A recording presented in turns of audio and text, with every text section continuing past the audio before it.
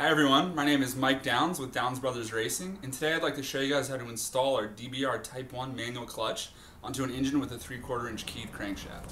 Now we pulled out one of our mini bikes here to show you guys how to install this. And the first thing I want to note is that we're running our adapter plate on this motor, which provides the correct offset so that you can take our clutch, bolt it right up to the motor, and it's going to provide the same sprocket line offset as you would with any of your standard centrifugal clutches. Now the first thing we're going to do here is what we like to call the shim test. And the purpose of this test is to be able to to fill the gap between the back end of our clutch and the mounting flange here. Now some of these crankshafts, when they're manufactured, they put a step in the clutch, and that doesn't allow us to take our clutch here and seat it up against that flange. So now in order to do this test, what you're going to do is you're going to take the clutch, slide it onto the crankshaft, and you're going to have it make contact, and you're going to see how many shims you can fit behind here, and you're going to add one to that. So as you can see here in this example, I can't fit a shim in between here, so I'm going to go ahead and mount this clutch with one. Now to give you guys an example, if I did have a slight step on there, and I could fit 2 shims in there before it backs in, I'm going to add 3 shims, okay? So next thing I'm going to do is I'm going to take my shim, put it over the crankshaft. I'm going to take my clutch, slide it onto the crankshaft, and I'm going to find my hex head, the only hex head bolt that comes with the kit. I'm going to take this here. I'm going to find the smaller of the 2 holes in the mounting flange, take the hex head, fit it through here, and I'm going to orient the larger of the 2 holes so that it's in the top left corner of the mounting plate. And I'm going to go ahead and line this up here, and I'm going to finger tighten this, making sure that these shims don't fall out of alignment here, because you're going to want to be able to line this bolt up here. So I'm going to finger tighten this bolt here, just a little bit, not too tight. And I'm going to sort of move these shims around here. Next I'm going to grab my cable mount and the low head cap screw. I'm going to go ahead and take this, fit it through the hole here. Takes a little bit of getting it lined up. Take this, and I'm going to grab my Allen wrench.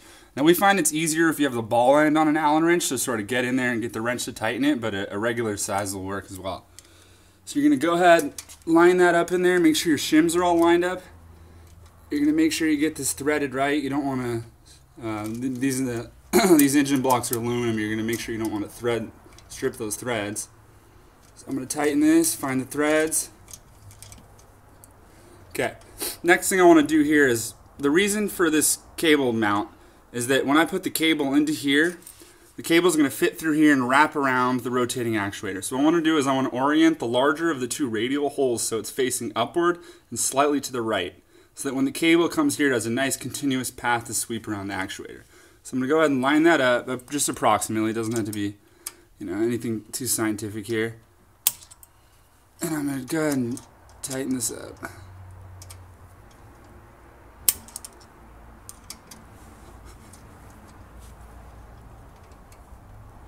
Okay, next I'm going to grab my open-ended wrench here and just tighten the other bolt here. Now these bolts, the purpose for these bolts is to locate the clutch. They're not seeing too much load, so don't worry about really tightening these down. They just sort of need to be seated here so they don't back out. I'm going to go ahead and put a little bit more tightening on this one. Okay, next step is you're going to want to find your cable stop. Now this has a little set screw that is threaded into here in a small hole where we're going to feed the cable into. Now what you want to do is you want to back the set screw out so that you have a clear path for the cable to insert into that hole. So I'm going to back that out just about that much. I'm going to stick it into this hole here in the rotating actuator. I'm going to make it so that the hole is lined up so that when I wrap this cable around, I can go ahead and stick the cable line into there. Next, I'm going to go up to my lever here, make sure my adjuster is all the way backed in. Take the cable, butt it up against there, take all the slack out of it here. I'm going to feed it first through this large radial hole in the cable housing mount, then next through the small hole here. And when you feed these through these holes, make sure you don't fray the cable. I mean, we've been able to install the clutch multiple times and keep the cable in nice condition here. So next thing you're going to do is you're going to take the cable, wrap it around in sort of this sprocket area here so it gives you some more room to play around with. Wrap it around here. Find that radial hole in the cable stop. Go ahead and bring it through there. Get this tight. Okay, now what you want to do, this is a very important step here. You want to hold some positive pressure on the cable here And what you want to do is the clutch is going to come with a little bit of play. That's completely normal. And what you want to do is you want to put some pressure back into the engine on that rotating actuator until you just feel it start to make some pressure there. Then you're going to stop it there. You're going to take your left hand here, feed it through here, make sure you have no slop up here at the cable. Then what you're going to do is you're going to hold that with your left hand, come over here with an Allen wrench, and you're going to tighten this cable stop. So it's an Allen wrench into the set screw. And what you want to do is you want to just cinch this up so that the cable, it doesn't take a lot on this bolt here. You just want to seat that set screw into the side of that cable. Maybe just give it one extra little tighten here. Now what you don't want to do is you don't want to kink that cable. So just a little bit so you don't, you keep it nice and seated in there. And so at this point here, I should have some pretty good pressure on my lever here. And when I pull this in here, you notice that it's going to start actuating the clutch. Now what you want to do is, it's hard to get it perfect when you line that in there. So as you can see on this one, I guess I had the lever a little bit loose, so I'm going to go ahead and back that out. Put some pressure on that.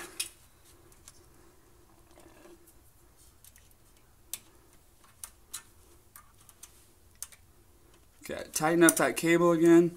Remember, not too tight on this. Okay, now when I come up here, nice actuation. Now, the next thing that I like to do is I like to come up here to my clutch lever, and you're going to have a little bit of slop here if you did it right. You're going to just back out this adjuster ever so slightly and keep an eye on the rotating actuator down here. You don't want to back this out so much that it starts actuating the clutch. So you get it right there, tighten the adjuster. Now you got nice response on the clutch.